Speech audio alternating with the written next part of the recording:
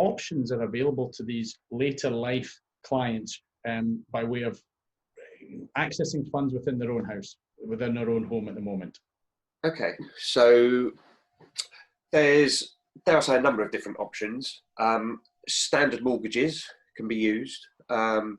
Obviously, later life, clearly it depends on what stage. If there's pension income, if we've already reached retirement, so working on the basis that you've got a client that's possibly reached retirement, is in receipt of their pension, the options there is a standard mortgage on an interest-only basis. However, the downside to that is possibly the restriction on what term the lender's prepared to go to. So some lenders have restrictions up to age 75, 80.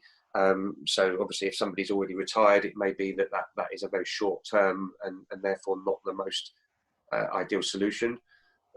There is a second option called retirement interest only mortgages, sometimes referred to as REO mortgages.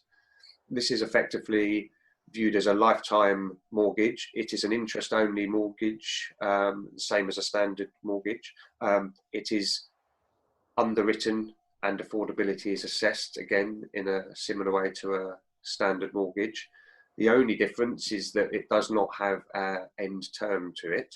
So if you've got clients that were looking to remain in their property, because as you've alluded to, they've reached the late stage of life, they've got a lot of equity within their property and they would like to release some of that, you could look at a REO mortgage.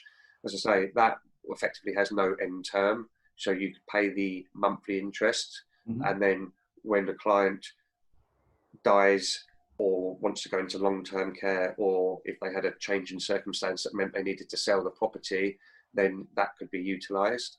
The third option is obviously the equity release products, of which within that there are typically two sort of styles. There's the lifetime mortgage, and there's the home reversion.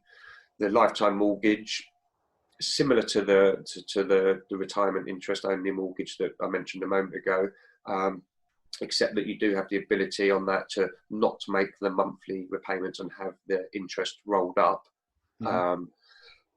Obviously, that you appreciate that there's drawbacks with all of those styles of contracts, and there's some sort of positive things about them as well. I think for there is no right or wrong answer as to which is the right type. Each of them come with their own set of rules with regards to age. So typically you've got to be age 55 for a retirement interest only and a lifetime mortgage, and a home reversion scheme, typically 60 to 65 with some lenders. Just to make it clear, with a home reversion scheme, that is where you effectively are selling a percentage, be it a certain percentage or the full property, and for that you would receive a lump sum, or you could receive it in income as well, on a monthly basis.